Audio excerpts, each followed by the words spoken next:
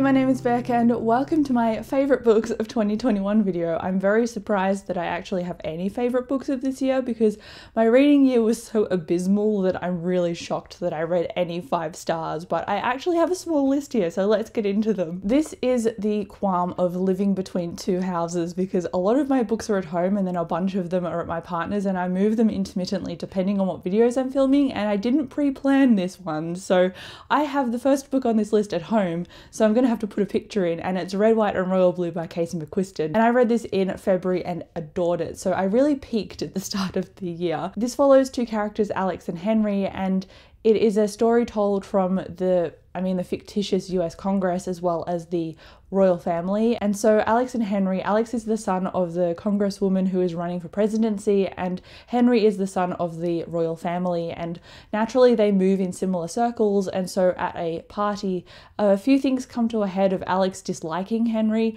and stuff rolls on from that point onwards. It is a kind of enemies to lovers romance, and I love the way that this was queer positive. It had side characters that I was invested in, and side characters that really had their own lives and morals and drive as well. They weren't just there to pad out the main character's story, which is quite refreshing and nice to see. And I ultimately can't wait to reread this because it was just a delight, and I'm going to mess up telling you about the synopsis every single time because the things that usually turn me off from stories are historical fiction, are anything to do with politics.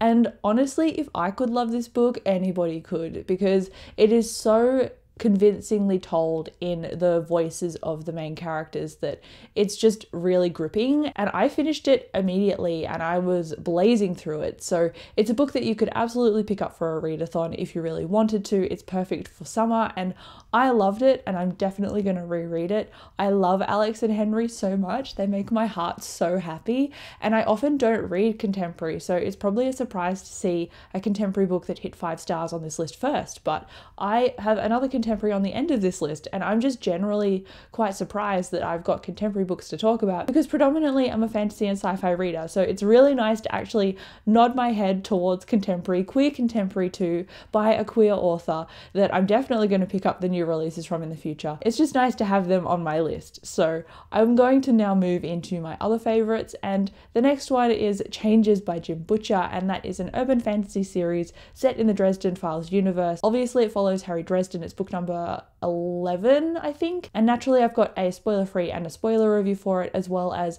Ghost Story, which is the other book that is on my favorites list. I gave both of them 5 stars, and they're very vastly different books, so comparing the tone of them, because Changes is book 11 and Ghost Story is book 12, it was pretty cool to see the disparity, well, not the disparity, that feels like a negative word, to see the differences between them, because Changes has very climactic things happening to Dresden and a bunch of characters across the board, and it's all very moving around and action focused and very charged character moments. And then in Ghost Story there is an opportunity to just sit down, be quiet, reflect and view things. And so from going to a fast-paced, high intensity cliffhangers kind of story in Changes to, okay, let's sit back, let's reflect and let's reminisce and ruminate on everything that's gone ahead so far.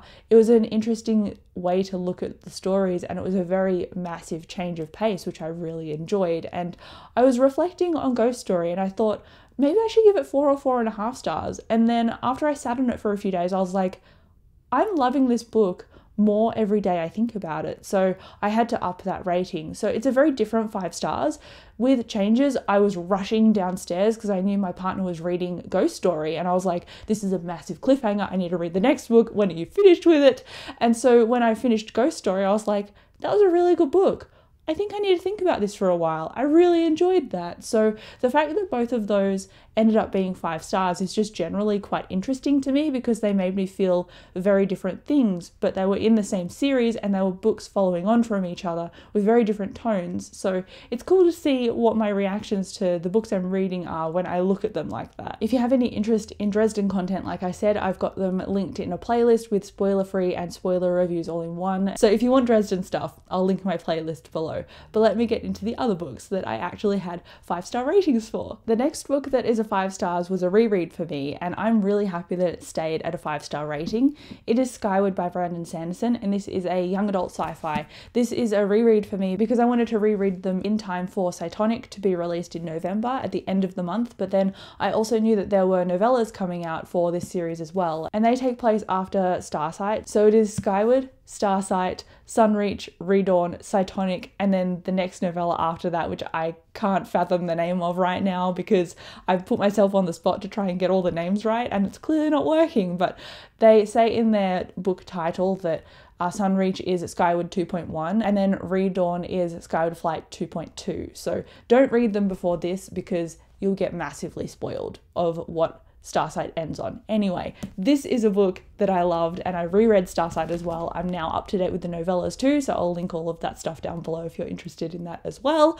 Whew, okay, now all that's out of the way. I love Spencer in this, and the first time I read it through, and then before I'd started my reread, I was like, she's such an angry character, and now that I know all the plot twists, will I like this again on a reread? But it turned out that I loved it. And I loved it because I got to revisit with Spencer and go back to like a ground level of her character, and I really appreciated the way she grew in the first read. But now I knew exactly how the plot eventuated, I could really take a moment to kind of sit in the back seat and appreciate all the character work that was going on in here as well. And I really loved her, and I loved all the side characters as well. I loved how all of this was being built up, and I know Brandon Sanderson's strengths is his world building and his plotting, but I think he really did well in terms of the character growth in here as well.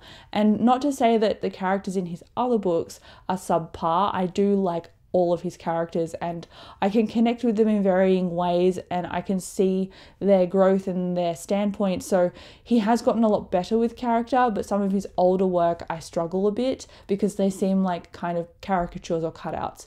Not at all in this book. And again, Spencer's growth over the first 100 pages alone was really miraculous, as well as I love the way that this isn't like the girl hate girl trope, and there are relationships built in here rather than looked down upon. And I've gone over the synopsis of Skyward several times, but it's essentially Spencer trying to become a pilot in a world where she's on a planet with humans like herself, and they're trying to survive against alien forces constantly attacking their planet. So to join the flight crew is kind of like joining their military. They're very military focused, and cowardice is shunned and courage is put on a pedestal. So Spencer's father died when she was a child in battle, and he abandoned his flight crew, and so because of that she's branded with the label of a coward, and she's fighting against that the whole time, which is why she's got to be on the front foot and constantly be aggressive and angry, because if she shows that she has any moments of vulnerability, that will go way against her in her culture. But she does have these moments of vulnerability, so it's good to see those explored as well and see her start to understand herself as well. So if you haven't read Skyward, please do. I've got a spoiler-free review for it as well. If you want more of a plot, because I've really just talked about mostly my feelings about this so far, but it is a series that is well worthwhile, and if you've not read any Sanderson before, it's actually a pretty good place to start as well, to kind of understand what his writing is like, understand what his plotting is like. I think you would really enjoy this. I obviously did and gave it 5 stars, and I will eventually at some point in the future reread this as well. And now next up we have The Surprising Power of a Good Dumpling. This is the other contemporary book that I was talking about, and surprisingly it's not adult like the first one. This is YA, and I don't read too much YA, but when I do, I make sure I take friends' recommendations, and I took a few friends' recommendations on this, and I'm very glad that I did. This was in my 5-star predictions video as well, and I was very hesitant about putting it on that video because I was like, oh, it's YA contemporary, I don't really vibe with that usually. Not for like a 5-star rating, I mean, generally I'll give them like 4 stars, I reckon, but this one thankfully was a 5 stars, and it follows Anna, and Anna is in the last year of her high school career, and so she's trying to figure out what she wants to do as a career in the future, who she wants to become, what her identity is like now, because she's Chinese Australian, so she's got a lot of external pressures of expectation on her school, but she's also got a lot of pressures she puts on herself as well as what her family wants from her too, because her mum has a deep depression happening, and so it falls to Anna to be responsible for her younger siblings, her younger sister and her younger brother. And so because she's trying to figure out what she wants to do with her life, she's obviously under a lot of pressure. I like how this really delved into identity and mental health in a very healthy way, I believe, as well as understanding yourself and working, and it really balanced so much in this story. And every time I talk about it, I think there is so much happening and so many layers of Anna's life that I feel like she could be a real person, because it just conveyed so much about her and her family. I love how this discussed culture as well as Anna's background and the side characters and her love interest. And I also love that because there was a romance, that romance didn't say, oh, now you're in love, so therefore there are no longer any pressures on you outside of that. It's not like love fixed everything. It just added something to her. And I love the way that that relationship bolstered her and made her stronger and also more vulnerable, because I think you've got to be more vulnerable in some ways to be self-aware so you can grow and become stronger. And I love that that was a discussion in here. I don't see that conveyed often in young adult. And I also love the way that obviously mental health was handled. It was very realistic and not just like, okay, it's tied in a neat little bow. It didn't seem like that, and it felt like it was a distinct ending, but at the same time you can imagine these characters beyond this story. So it was very well developed, it was very well written, it was very well paced, and all of these characters felt particularly real to me. So I love this book. If you can read it, please do.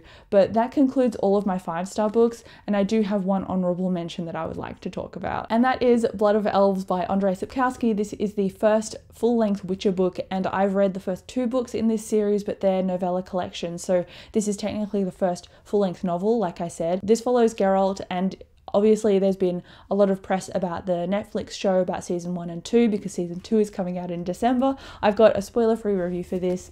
I adored this book, and I was really worried about this book because I only enjoyed the first 2 collections, and I don't usually love collections of novellas, so I was feeling a lot of things about going into this, and I'd actually considered DNFing the series just in general because I didn't love the first 2, so why would I continue on to the 3rd? But technically this is the first, even though it's the 3rd. Rather confusing. Anyhow, it is worthwhile. I like the world building. I like how this felt more contemporary, but it really went back to the roots of fantasy in terms of introducing older and different kinds of races of creatures. Like there are dwarves, there are elves, there are different creatures in here that are like mythical, and I love that. I love that about fantasy, and I love that there's magic, and I love that there's always a toll to magic, and I love that there is a study to magic. So it has meaning, it has interesting things with the characters learning magic, and I just liked the relationships in here. I liked Geralt. There were a few parts that the pacing kind of turned me off, and I really had to push through because there were characters that were together and then they were apart for a time, and then they were together again. So while they were apart, I didn't like reading about particular things. When they were back together again, I was once more invested. So it was great to read this, and I'm just super jazzed that I enjoyed it, and that's why I wanted to include it on here, because I'm excited about it. I went out and ordered the next book in the series after finishing this because I was like, I really enjoyed this. So hopefully other people this year have managed to find books that they're like, hey, I really liked that, I'm going to continue, because it's a really nice feeling to have. And after reading so many 2-star books in my other worst books of 2021 video, I was like, hopefully there are going to be books that I actually liked this year, and I would like to have more of this experience next year in 2022. So cross your fingers for me because I need all the help I can get. But that concludes my favorite books of 2021 video. It is a small but humble number. Thank you so much for watching. I'll come chat to you down below in the comments, and I'll see you in my next video. Bye.